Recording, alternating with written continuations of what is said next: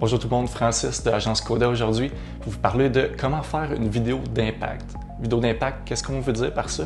Dans le fond, c'est juste de faire un contenu qui va changer quelque chose dans la vie ou dans la journée de la personne, que ce soit de lui apprendre un truc ou que ce soit seulement de le divertir, c'est d'ajouter une valeur à cette personne-là. On va parler de plusieurs trucs aujourd'hui, dont le message. On va parler aussi de storytelling, donc comment amener son histoire, quel genre de scénario qu'on peut faire dans notre vidéo, comment créer sa vidéo, donc les angles, comment qu'on peut ajouter un petit peu à notre histoire de l'émotion et comment qu'on va faire le montage à la fin aussi. Je vais vous montrer un petit peu là, comment, avec CapCut, c'est quoi la base. Pour ce qui est des angles, il y a vraiment plusieurs façons d'amener une histoire.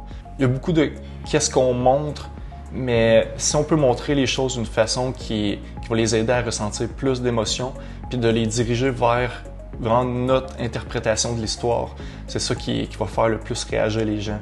Donc, les angles, on a le plan serré. C'est vraiment quelque chose qui va être plus émotif parce qu'on est super rapproché d'un sujet.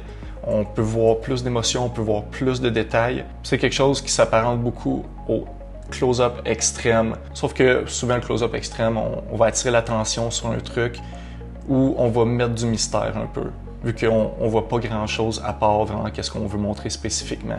Ça va être vraiment quelque chose pour montrer un élément qui est important parce que quand on a un extrême close-up, on est tellement proche du truc que ça n'a pas le choix de faire du sens dans l'histoire.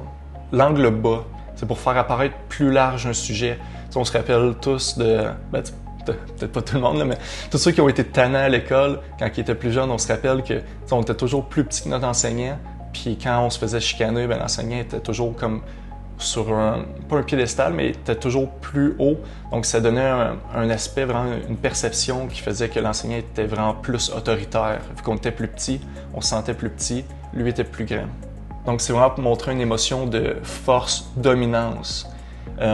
Sinon, ça peut dépendre de l'environnement. On peut montrer aussi une personne en admiration de son environnement, ce qui est émerveillé, qui regarde autour. C'est vraiment avec l'angle. Plus bas qu'on va, plus ça fait dominant, mais il y a un certain ratio qu'on peut respecter.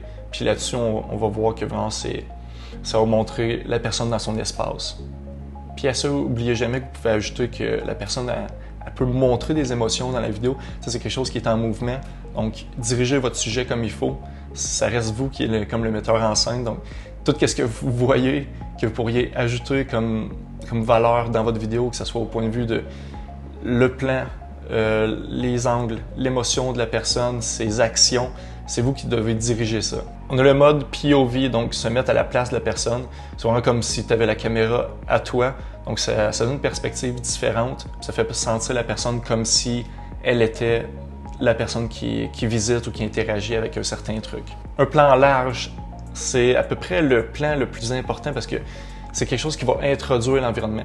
Vous n'êtes pas obligé de commencer votre vidéo avec un plan large, mais dans les 2-3 premières séquences, vous devez absolument en avoir un parce que sinon la personne ne sera pas capable de se mettre dans l'histoire.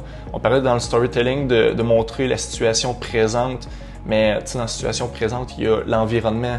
On est où, on fait quoi, est-ce qu'il y a d'autres personnes autour, tous ces détails-là, c'est avec un plan large qu'on va réussir à le faire. Ensuite, on a l'angle long. C'est à peu près le sujet des pieds jusqu'à un peu en haut de la tête, parce que large, quand on disait que c'est pour montrer l'environnement, c'est vraiment que ça va être plus large que ça. Donc, plan long, retenez le sujet, que ce soit un objet ou que ce soit une personne, des pieds à la tête. Donc, si c'est un cadre, ça serait le cadre au complet, mais qui ne montre pas vraiment qu'est-ce qu'il y a autour, contrairement au plan large, qu'on verrait que c'est dans une pièce complète. Avec le plan long, c'est à partir d'ici jusqu'au close-up qu'on met l'emphase sur le sujet puis ses actions. Parce que, justement, avec le plan long, vu qu'on voit bien le sujet, on est capable de voir toute la façon qu'il bouge, toute la façon qu'il va réaliser quelque chose. Puis avec ça, quand on va le mélanger avec d'autres angles, c'est là qu'on va vraiment créer plus d'émotions, créer plus d'emphase sur certains détails. Un angle médium, c'est vraiment la moitié du sujet. Donc on avait le plan long juste avant, qu'on voyait le sujet complet. Là, on voit le sujet à moitié. Ça nous permet de mettre un petit peu plus d'emphase sur une certaine partie sans mettre seulement l'emphase là-dessus. Donc si on veut montrer autre chose, en même temps qu'on montre quelque chose qu'on veut mettre en valeur, c'est à peu près l'angle parfait. On commence à créer beaucoup d'émotions à partir de ça parce qu'on se sent en proximité. C'est à la distance où une personne se trouve habituellement d'un sujet. Donc, pensez quand vous parlez à quelqu'un, quand vous regardez quelque chose dans un musée, c'est à peu près ça que vous allez voir parce que vous allez vous rapprocher pour voir plus de détails, mais sans être trop près pour ne pas voir l'ensemble du truc. On avance dans un environnement en constant changement, où ça n'arrête pas de bouger.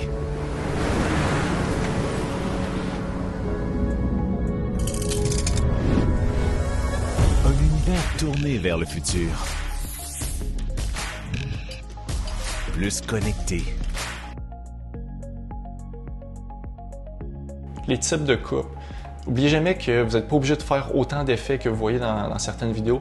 Les meilleures vidéos sont vraiment souvent les plus simples parce qu'on ne va pas perdre la personne dans un paquet d'effets qui servent à pas grand-chose pour amener l'histoire. On n'ajoute pas des types de coupes, des effets, juste pour en ajouter, quand on peut avoir une histoire qui est plus simple, qui va garder l'émotion comme qu'on la veut, garder l'auditeur dans quelque chose qui est facile de comprendre. Donc pour les types de coupes, on a le jump cut. Ça, c'est vraiment la coupe normale. On passe d'une séquence à une autre séquence. Match cut, c'est vraiment qu'on va connecter deux scènes ensemble, soit par un mouvement, soit par des couleurs, soit par... c'est vraiment quelque chose qui est semblable entre les deux scènes, qui permet de les mettre ensemble et que la personne elle comprenne facilement qu'on a fait un switch, mais qu'on est rendu à une place différente en train de faire un truc différent. La coupe sur action, la personne est en train de faire une action, puis avant que l'action finisse, on fait la coupe. C'est juste pas un effet de surprise, mais c'est une façon de changer la dynamique. Coupe dynamique, c'est vraiment des coupes qui sont rapides, qui se suivent, que la personne a seulement le temps, grâce à la rapidité de son œil, de comprendre qu'est-ce qui se passe, mais on n'a pas besoin de s'attarder sur quelque chose. C'est vraiment... Ça peut être un effet de transition, autant que c'est une coupe. Dans les genres de montage que vous pouvez faire, il y a plusieurs types. Avoir une personne qui parle soit en voice-over ou soit qu'on voit la personne parler dans la vidéo. Ou simplement avoir une écriture qui remplace la voix. Donc on n'a pas besoin d'avoir quelqu'un qui parle, on n'a pas besoin de montrer quelqu'un qui parle, mais on ajoute de l'information avec du texte par-dessus la vidéo. Ça, c'est super le fun parce que ça garde la personne engagée parce que le temps qu'elle va lire, c'est du temps de plus qu'elle passe sur votre vidéo.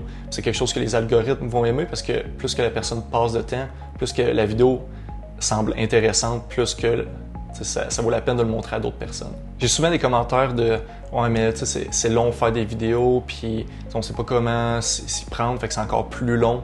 On n'a pas du temps à investir là-dessus. » La vidéo la plus rapide pour vous, la plus facile à faire, ça serait vraiment de filmer des séquences et ensuite ajouter l'écriture par-dessus.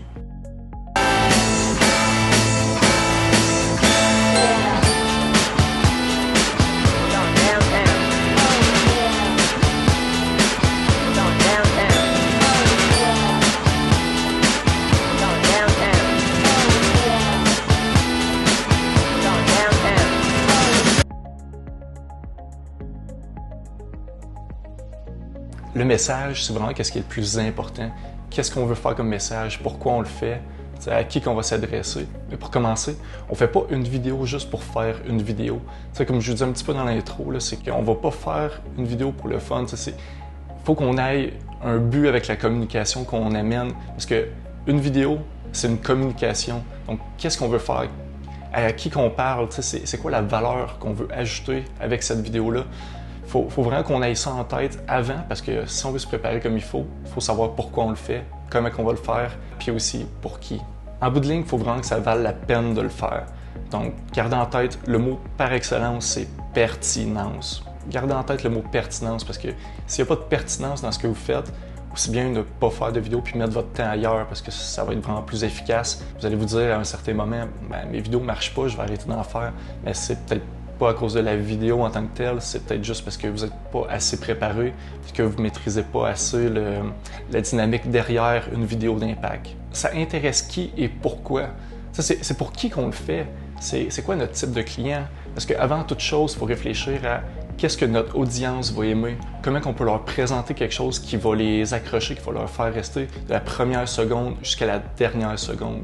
Souvent, qu'est-ce qui compte le plus? C'est les 5 à 10 premières secondes. Donc, gardez en tête, ça vous prend toujours une accroche. Après, quand on connaît bien notre audience, quand on sait qu'est-ce qui les rejoint, c'est plus facile de créer un contenu qui va les accrocher. Je reviens encore avec le principe de pourquoi on le fait.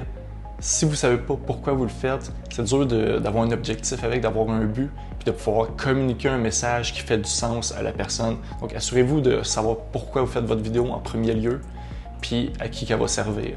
Est-ce que la vidéo, je vais la faire pour une audience qui a un besoin à combler au point de vue de l'information? Est-ce que je la fais pour une audience qui ne me connaît pas trop, puis je vais aller chercher de nouvelles personnes qui vont suivre ma page, qui vont suivre mon entreprise? Donc là, je vais faire un truc qui est plus immersif, qui communique plus. Est-ce que les gens veulent seulement un divertissement ou est-ce qu'ils veulent avoir un changement de perception, qu'on leur amène quelque chose de vrai, quelque chose d'informatif? Donc, c'est toujours quelque chose à réfléchir. Vous pouvez sonder les personnes qui sont votre public cible. Vous pouvez leur demander aussi, avec votre stratégie, comme je disais, si vous avez une stratégie d'aller chercher de nouvelles personnes, comment est-ce que vous pouvez présenter l'entreprise d'une façon qui va soit les émerveiller, soit leur amener une information nouvelle, soit leur montrer ça ressemble à quoi pour leur donner envie de visiter votre endroit. C'est vraiment ça qui va être à voir. Il faut que ce soit en symbiose avec votre stratégie. N'oubliez jamais ça. Votre vidéo peut avoir plusieurs sujets. Ça peut être quelque chose de choquant, quelque chose qui va apprendre un truc, quelque chose qui va montrer l'arrière-scène. Ça peut être quelque chose qu'on va juste faire interagir les personnes qui travaillent avec nous, donc nos collègues. Il y a plusieurs choses que vous pouvez faire, que ce soit de la joie, que ce soit de la curiosité, que ce soit de vraiment essayer de changer le regard de la personne. Faites juste réfléchir à comment on l'amène. Le storytelling, c'est vraiment ça qui va changer la dynamique de votre vidéo. On a plusieurs types d'histoires qu'on peut raconter. Ou si vous commencez, vous pouvez y aller avec de quoi de plus facile. Allez-y comme vous pensez, puis chaque fois, vous allez vous améliorer puis découvrir une nouvelle façon de faire. Et là, je vais vous présenter 2 cas qui sont un petit peu les formules classiques qu'on voit dans les films, qu'on voit dans les vidéos d'impact sur Internet. Donc, comment on commence avec ça? C'est le storytelling classique. On a une situation présente, donc on définit l'histoire. On est où? Qu'est-ce qu'on fait? Ensuite, il y a un obstacle qui arrive. Donc, quelque chose d'imprévu, quelque chose qui tourne mal. Après l'obstacle, on a le chemin à parcourir. Donc, qu'est-ce qu'il faut faire pour aller contrer cet obstacle-là, pour passer par-dessus? On remonte la pente. Déjà là, vous pouvez voir, là, c'est vraiment qu'est-ce qu'on voit classique dans les films. Et ensuite, on a le succès. Donc, tout est bien qui finit bien. On a réussi à surmonter l'obstacle. Le héros a gagné. C'est vraiment un petit peu ce phénomène-là. Une variante intéressante, c'est un petit peu le même principe. On a la situation présente, donc on a un petit résumé, on a un objectif, donc qu'est-ce qu'on veut accomplir avec qu'est-ce qu'on est en train de faire. Après ça, qu'est-ce qui s'est passé? On fait un petit retour là-dessus, on voit des images de qu'est-ce qui se passe pendant qu'on fait l'objectif. Et après, tu as une leçon ou un succès. Donc la leçon, c'est plus pour le type de vidéo qu'on veut changer la perception de la personne sur un truc ou juste y amener une idée nouvelle. Et ça, vous pouvez voir, il y a 2 petites étoiles. C'est encore mieux avec une difficulté rencontrée qui met le tout dans le doute de réussite. Donc, tu sais, des fois, d'avoir un petit renversement de situation, c'est vraiment une façon d'attirer la curiosité de la personne puis de pouvoir la faire rester plus longtemps.